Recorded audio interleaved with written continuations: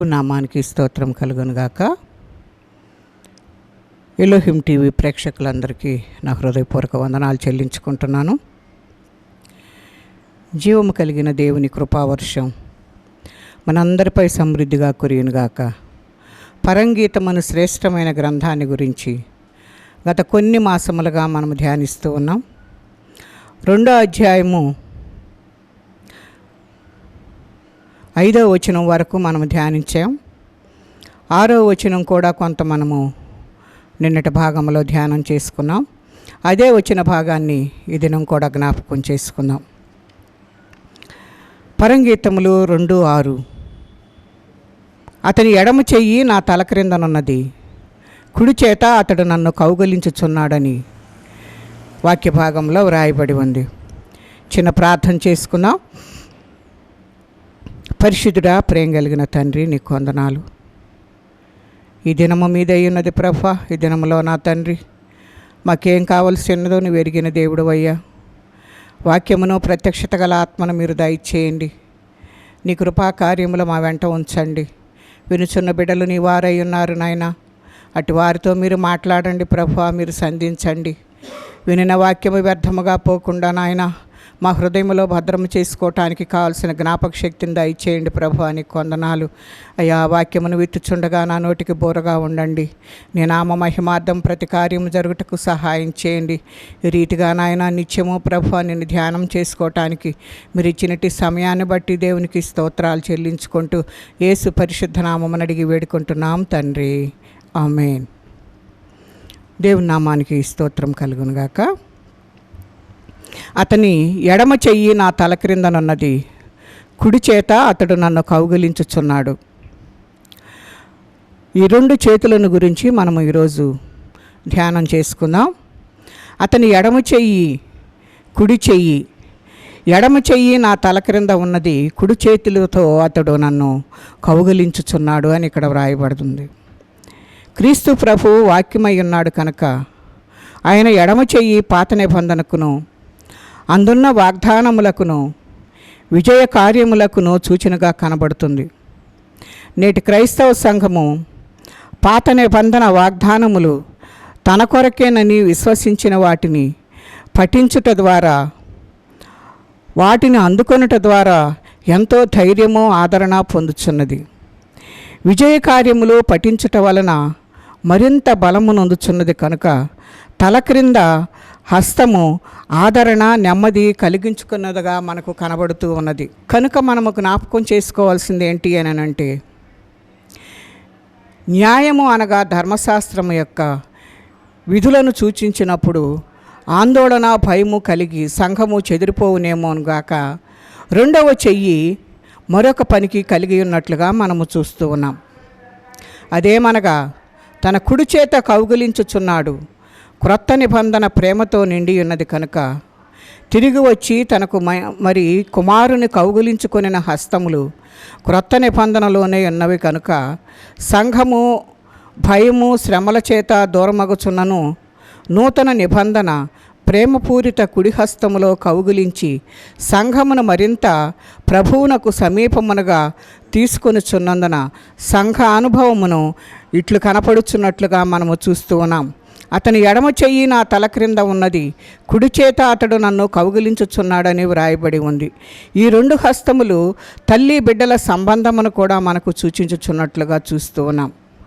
తల్లి తన బిడ్డ తల క్రింద చెయ్యి ఉంచి మరొక చేతితో కౌగిలించి హత్తుకొని చేసి పాలించినట్లుగా ప్రభువు సంఘమును పెంచుచు ఆ రీతిగా పోషించుచున్నట్లుగా మనము చూస్తూ ఉన్నాం.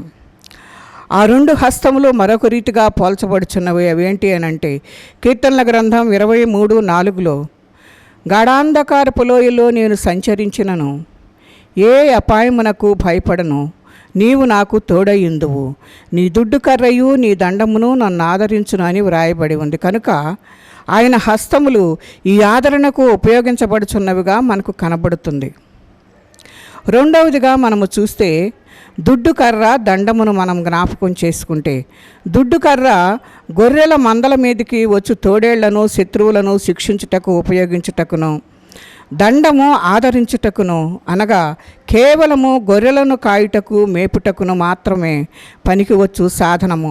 అలాగే పాత నిబంధనలోని సారము శత్రువులను శిక్షించు చరిత్రలు దుడ్డుకర్రగాను, క్రొత్త నిబంధనలోని ప్రేమ సందేశములు నిర్భయముగా నుండి ఆదరణ పొందుటకు నియమింపబడినదిగా మనకు కనబడుతూ ఉంది.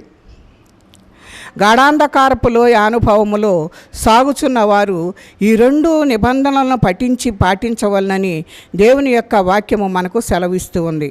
పాత నిబంధన పాఠములు శత్రువులను శిక్షించిన మరి భయపడకుండా ఉండొద్దని చెప్పేసి దేవుడు మనతోటి మాట్లాడుతూ ఉన్నాడు. ఆ రీతిగా మనము భయపడుచున్నందున దేవుడు మనకేం వాగ్దానం చేస్తున్నాడంటే, ఆ శిక్షకు నువ్వు లోబడవలసిన అవసరం లేదు, ఆ శిక్ష నేను భరిస్తున్నానని ఆయన భయపడవద్దు అని మనకు బోధిస్తూ ఉన్నట్లుగా మనము చూస్తూ ఉన్నాం. నువ్వు భయపడవద్దు, నేను నీకు తోడుగా ఉన్నాను అని. యెహోషువను కూడా నువ్వు భయపడవద్దు అని ఎన్నోసార్లు హెచ్చరిక చేసినట్లుగా మనము చూస్తూ ఉన్నాం. క్రొత్త నిబంధన పాఠములు శత్రువులను మిత్రులుగా మార్చు దేవుడు నీకున్నాడనేది జ్ఞాపకం చేసుకోవాలి. ఆ విషయము మనకు గనక అర్థమైతే ఎంతో ధైర్యము ఆదరణ మనకు కలుగుతుంది కనుక అందుకే ఈ రెండు చేతులు రెండు కర్రలుగా మనకు కనబడుతున్నాయి, రెండు దేనారములుగా మనము గ్రహించాలి. కనుక మూడవదిగా మనము చూస్తే రెండు దేనారములను గురించి, రెండు చేతులు ఒక్కరవే అయ్యున్నట్లు, రెండు కర్రలు ఒక్కరే వాడుచున్నట్లు, రెండు దేనారములు ₹1 కాగలదు కనుక దేనారము అనగా ₹1. రెండు దేనారములు అనగా ₹1గా మనము జ్ఞాపకం చేసుకోవాలి. అలాగే త్రోవ ప్రక్కన పడి గాయములతో నిండి మూలుగుచున్న వాని గాయములు కట్టి ద్రాక్షారసము నూనె పోసి తన వాహనం మీద ఎక్కించుకొని పూటకోళ్లవాని ఇంటికి చేర్చిన ఆ మంచి సమరయుడు ఆ అభాగ్యుని పోషణార్థమై పూటకోళ్లవానికి ఇచ్చిన రెండు దేనారములు మనము చూస్తూ ఉన్నాం. అది లూకాసు వార్త 10వ అధ్యాయంలో మనకు కనబడుతూ ఉంటుంది. ఆ గాయములు పొందినవాడు పాపిగా మనకు కనబడుతున్నాడు. ఆపాదమస్తకము అన్ని పచ్చిపుండ్లుగా మరి అతనివి కనబడుతున్నాయి. అవి పిండబడలేదు, మెత్తన చాయబడలేదని, అవి కట్టబడలేదు అని యెషయా గ్రంథం 1:5లో మనము చూస్తూ ఉంటాం. ఆయనను చూచి కొంతమంది ప్రక్కకు పోయినట్లుగా మనం చూస్తూ ఉన్నాం. తప్పుకొని పోయిన యాజకుడిని మనం జ్ఞాపకం చేసుకుంటే ధర్మశాస్త్రానుసారమైన యజ్ఞములు బలులు సూచించుచున్నాడు. అనగా పాపిని రక్షించుటకు ఆదరించుటకు ధర్మశాస్త్రమునకు శక్తి లేకపోయినది అని అర్థంగా మనం చూస్తూ ఉన్నాం. యజ్ఞ యాగాదుల వల్ల రక్షణ దొరకదని, కేవలము వాటి మీదనే ఆధారపడి వాటి వలననే మోక్షము లభించునని తలంచుకొనుచు యేసుక్రీస్తును కనుగొనిన వారికి ఎన్నటికీ రక్షణ మోక్షము లభించదని దాని అర్థముగా మనము జ్ఞాపకం చేసుకోవాలి. క్రీస్తుకు ముందుగా వచ్చిన ధర్మశాస్త్రమును దాని క్రియలను ఈ యాజకుడు సూచించుచున్నట్లుగా మనము చూస్తూ ఉన్నాం. ఆ తరువాత వచ్చి తప్పుకొని పోయిన లేవీయుడు మనకు కనబడుతూ ఉన్నాడు. కానుకలను అర్పణలను సూచించుచూ ఉన్నాడు ఆ లేవి యాజకుడు. యేసుక్రీస్తు ద్వారా కాక కేవలము కానుకలు అర్పణల ద్వారానే రక్షణ మోక్షము పుణ్యము లభించునని తలంచుకొని వారు ఈ దినములలో అనేకులు మనకు కనబడుతున్నట్లుగా మనము చూస్తూ ఉన్నాం. లేవీయుడు తొలగిపోయిను కదా, కానుకలకు అర్పణలకు నిన్ను పాపము నుండి రక్షించి నీ పాప గాయములను వాన్పి నిన్ను మోక్షములో చేర్చు శక్తి లేదు కనుక లేవీయుడు తప్పుకొని పోయినట్లుగా మనము చూస్తూ ఉన్నాం. కనుక పూర్వకాలం అనగా క్రీస్తుకు ముందు ధర్మశాస్త్రపు బలులు యజ్ఞములను తరువాత కానుకలు అర్పణలను తీసుకొని వచ్చిన వారు అనేకులు ఉన్నట్లుగా మనము చూస్తూ ఉన్నాం. కానీ వారి వలననైనను వాటి వలననైనను పాపికి రక్షణ పొందకపోగా ఇంకా కొన ప్రాణముతో పాపలోకములో కొనారిల్లుచున్న దీపములే మూలుగుచుండగా ప్రభు అయిన యేసుక్రీస్తు శరీరధారిగా ఈ లోకమునకు వచ్చి పాపిని చూచి కనికరించి జాలిపడి ద్రాక్షారసము అనగా రక్తమును పోసి, నూనె అనగా పరిశుద్ధాత్మను పోసి గాయమును కట్టి పూటకోళ్ళవాని ఇంటికి చేర్చినట్లుగా చూస్తూ ఉన్నాం. ఈ పూటకోళ్ళవాడు అనగా ఏమిటో మనము చూద్దాం. పూటకోళ్ళవాడు అనగా ఏ పూటకు ఆ పూట ఆహారము సిద్ధము చేసుకునేవాడని మనము జ్ఞాపకం చేసుకోవాలి.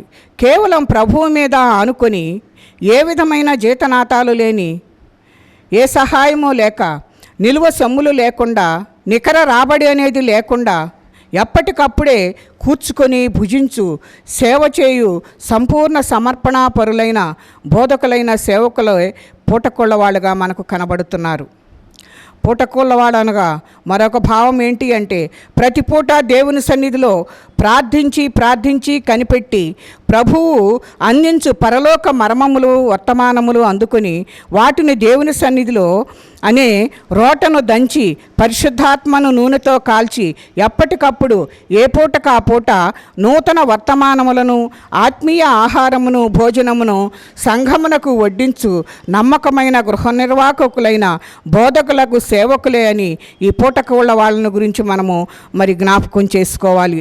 నువ్వు రక్షించబడిన పాపిని పోషించు బాధ్యతను, రక్షణలో ఎదుగుట మరి పెంచుటకు ప్రభువు అప్పగించి వెళ్ళుతూ ఈ మాట సెలవిచ్చుచున్నాడు. ఏంటి అని అంటే, మరునాడు అతడు 2 దేనారములు అంటే ₹1 తీసి ఆ పూటకోళ్ళవానికి ఇచ్చి, ఇతనిని పరామర్శించుము, నీవింకేమైనా ఖర్చు చేసిన పక్షమున నేను మరలా వచ్చినప్పుడు అది నీకు తీర్చేదనని చెప్పిపోయినట్లుగా మనము లూకాసు వార్తలో చూస్తూ ఉంటాం.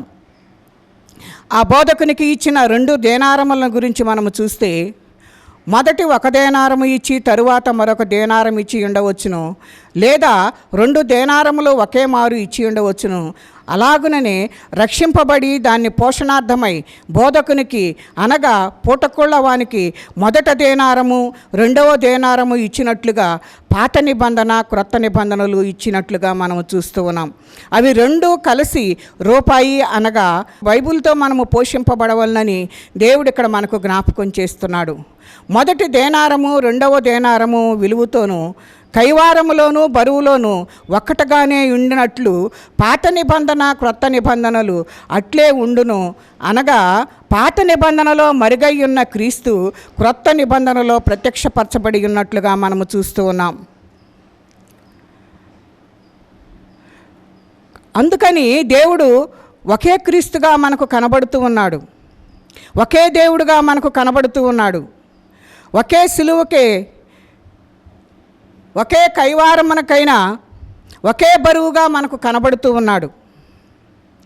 కనుక ఈ 2 దేనారములకు ఒకే రూపాయి అయిన బైబిల్తో ఆత్మీయంగా పోషించటం మాత్రమే కాక శరీరమునకు కావలసిన ఆహారమును, వస్త్రమును ఇచ్చిన ఎడల దానిని గూర్చి నీవింకేమైనా ఖర్చు చేసిన ఎడల నేను మరలా వచ్చినప్పుడు అది నీకు తీర్చేదనని చెప్పినట్లుగా ప్రభువు చూస్తూ ఉన్నాం. నేను మరలా వచ్చినప్పుడు అనగా 2వ రాకడలో వచ్చి ఆయన తప్పక నీవింకేమైనా ఖర్చు చేసినావా, ఎంత ఖర్చు చేసినావో ఆయన తీర్చుతానని మనకు అభయమిస్తున్నట్లుగా మనము చూస్తూ ఉన్నాం. 2 దేనారములు 2 చేతులుగా కనబడుతున్నాయి. ఎడమ చెయ్యి నా తల క్రింద ఉంచి కుడి చేత ఆయన నన్ను కౌగిలించుచున్నాడని సంఘము మరి చెప్తూ ఉన్నట్లుగా మనం ఇక్కడ చూస్తూ ఉన్నాం. అనుభవపూర్వకముగా ఆ మాటలు చెప్పుచున్నట్లుగా చూస్తూ ఉన్నాం. అందుకే దేవుడు నీ పోషణ కొరకు బైబిలును ప్రభు ఇచ్చి ఉన్నట్లుగా చూస్తూ ఉన్నాం. అందులోని మరి నిత్యము ప్రతిదినము కూడా ప్రతి పూట ఆహారమును భుజించి బలము పొంది ఎదిగి ప్రభువు రాకడకు సిద్ధపడి ప్రతి పూట వడ్డించుచు ప్రయాసపడుచు కష్టపడుచు ఖర్చుపడుచు నీవింకేమైనా ఇంకెంతైనా ప్రభువు కొరకు ఆయన అప్పగించిన ఆత్మల పోషణార్థమై ఖర్చు చేసినచో నీకు తీర్చుటకై మరి ప్రభువు త్వరగా వచ్చుచున్నాడని దేవుడు మనతోటి మాట్లాడుతూ ఉన్నాడు. ఆయన తీర్చుటకు నీ కొరకు వాగ్దానం చేస్తూ ఉన్నాడు. ఆయన తీరుస్తాడనే నిరీక్షణ కలవారమై మనం ఏం చేయాలంటే వెనుకంజ వేయకుండా ముందుకు సాగిపోయేటందుకే మనము ఉండాలి అని దేవుని యొక్క వాక్యము మనకు హెచ్చరిక చేస్తుంది. వాగ్దానము చేసినవాడు నమ్మదగినవాడు కనుక ఆ వాగ్దానము చేసిన దేవుణ్ణి మనం నమ్మకముగా ఆశ్రయించినట్లయితే దేవుడు ఖచ్చితంగా నిన్ను నన్ను ఏదైనా మనము ఖర్చు పెట్టిన దానికి మరలా రెట్టింపుగా ఆయన ఇవ్వటానికి ఆయన ఇష్టపడుతూ ఉన్నాడు. ఆయన ఎప్పుడు కూడాను నీకు ఇచ్చే దేవుడుగా కనబడుతూ ఉన్నాడు. ఆయన ఈ లోకమునకు వచ్చినది ఏంటి అని ఎందుకు అని అంటే ఆయన తన ప్రాణమునివ్వటానికి ఈ లోకానికి వచ్చాడు. సిలువ మీద నీ కొరకు బలి అయి నీ భారమంతటినీ మోయటానికి ఆయన వచ్చినట్లుగా చూస్తూ ఉన్నాం. ఆయన కార్చిన నా రక్తము చేతే మన దెబ్బలు కట్టబడుతున్నాయి, మన గాయములు కట్టబడుతున్నాయి. ఆ పరిశుద్ధాత్మ అనే నూనెను మరి పోసినట్లుగా మనము ఈ వాక్య భాగంలో చూస్తూ ఉన్నాం. ఆ పరిశుద్ధాత్మను మనం ఎప్పుడైతే కలిగి ఉంటామో ఆయన యొక్క జీవితాన్ని మనము జ్ఞాపకం చేసుకుంటూ ఆయన జీవించిన విధానంలో మనము సాగిపోవటానికి దేవుడు సహాయం చేయటానికి ఇష్టపడుతున్నట్లుగా దేవుని యొక్క వాక్యము మనకు హెచ్చరిక చేస్తుంది. కనుక మనము 2 దేనారములను గురించి మనము చూసాం, 2 చేతులను గురించి మనము చూసాం, మరి దుడ్డు కర్ర దండమును గురించి మనము చూసాం. ఇవన్నీ కూడాను నీ జీవితంలో అనుభవములుగా తీసుకొచ్చుకోవాలి. తల్లి బిడ్డను ఏ రీతిగా తన తల కింద చెయ్యి పెట్టి కౌగలించి ఏ రీతిగా మరి ఆ బిడ్డకు పాలిస్తూ ఉందో అదే రీతిగా దేవుడు కూడాను ఒక చెయ్యి నీకు తల కింద ఉంచి కుడి చేతితో నిన్ను కౌగలించి నిన్ను ముద్దాడుతూ నిన్ను పాలతో పెంచుతూ ఉన్నాడు. ఆ పాలతో పెరిగితే సరిపోదు, కానీ బలమైన ఆహారము నువ్వు తినాలి కనుక అది పాత నిబంధన క్రొత్త నిబంధనగా నీకు ఇచ్చాడు. వాటిని నువ్వు భుజించి బలం పొందుకొని ఇంకా అనేక ఆత్మల కొరకు నువ్వు బలపడాలని దేవుడు ఎంతగానో కోరుకుంటున్నాడు. కనుక నీవు నేను చేయవలసిన పని ఏంటి అని అంటే దేవునితో సహవాసము కలిగి మనము జీవించువారిగా ఉండాలి అని దేవుడు కోరుకుంటున్నాడు. నిత్యము కూడాను ఆయనతోటి సహవాసం, వాక్యముతోటి సహవాసం, వాక్యమును ఎప్పుడు కూడా చదవటం, ప్రార్థన చేయటము, ఇవన్నీ కూడాను మనము జరిగించినట్లయితే అనేక ఆత్మల యొక్క ఫలములను మనము పొందుకోవటానికి అవకాశం ఉంటుందని ఇక్కడ దేవుని యొక్క వాక్యము మనకు హెచ్చరిక చేస్తున్నట్లుగా మనం చూస్తూ ఉన్నాం. దేవుడు ఈ రీతిగా నీతో నాతో మాట్లాడుచూ ఉండగా ఈ దినము మన హృదయాలు ఎలాగ ఉన్నాయని మనం ఒకసారి పరీక్ష చేసుకోవాలి. దినదినము కూడాను దేవుని వాక్యం మీద మనము ఆధారపడాలి. దినదినము కూడా నా వాక్యాన్ని పఠించేవారిగా మనం ఉండాలి అని దేవుని యొక్క వాక్యము మనకు హెచ్చరిక చేస్తుంది. అలాగున వాక్యం అనే పాలతోటి మనము పెరుగుతూ బలమైన ఆహారమును భుజిస్తూ ఉన్నప్పుడు శక్తివంతులం అవుతాం. అనేకమైన శక్తివంతమైన కార్యములు జరిగించుటకు దేవుడు కృప అనుగ్రహిస్తాడు. ఆయనతో సహవాసం చేస్తే మనకు మేలు కలుగుతుంది. కనుక అట్టి సహవాసంలో మనందరము పాలుపంపులు పొందాలని దేవుని కోరిక ఉన్నది. కనుక నీ జీవితము నా జీవితము కూడా ఎలా ఉంది అన్నది మనం ఒకసారి జ్ఞాపకం చేసుకోవాలి. దేవుడు మనతోటి మాట్లాడుతూ ఉన్నాడు వాక్య భాగాల ద్వారా. దాన్ని గ్రహించుకొని దాని ద్వారా జీవించేవారిగా ఉండాలి అని దేవుడు నిన్ను నన్ను కోరుకుంటూ ఉన్నాడు. నీ జీవితం నా జీవితం ఎలా ఉందో ఒకసారి జ్ఞాపకం చేసుకున్నాం. ఈ రీతిగా మనందరము కూడా వాగ్దానం చేసిన దేవుని వైపు చూద్దాం. వాగ్దానం చేసిన వాడు నమ్మదగినవాడు కనుక ఆ నమ్మకమైన వ్యక్తి అయిన దేవుని దగ్గరకు మనము వెళ్ళినట్లయితే ఆ నమ్మకత్వాన్ని ఆయన రుజువు చేసుకోవటానికి నీ ఎడల నా ఎడల కార్యము జరిగించటకు ఆయన ఇష్టపడుతున్నాడు. కనుక అట్టి కార్యాలను దేవుడు మన ఎడల జరిగించినట్లు మనకు జరుగునట్లు దేవుని కోరుకుందాం. అట్టి కృప పరిశుద్ధాత్మ దేవుడు మనకు తోడయ్యుండి నడిపించునుగాక. చిన్న ప్రార్థన చేసుకుందాం.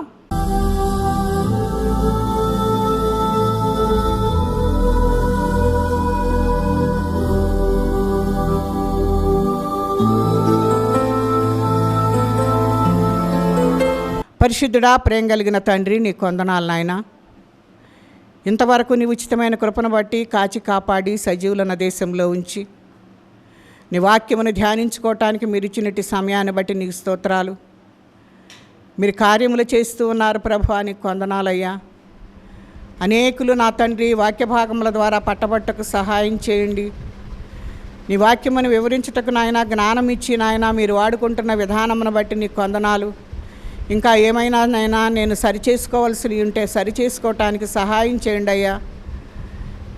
ఏదైనా మీరు చేస్తేనే మాకు తండ్రి కనుక నాయన నీ సన్నిధిలో మొరపెట్టుకుంటున్నాను అయ్యా. ఇంకా మా పరిస్థితులన్నిటినీ మీరు సరిచేసి నీలో నాయన అంటుకట్టబడిన వారుగా మమ్మల్ని తీర్చిదిద్దండి ప్రభువా.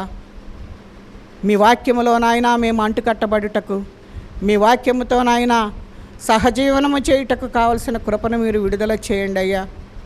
సంఘముగా నాయన మేమందరము ఎత్తబడే గుంపులో ఉండుటకు సహాయం చేయండి నాయన.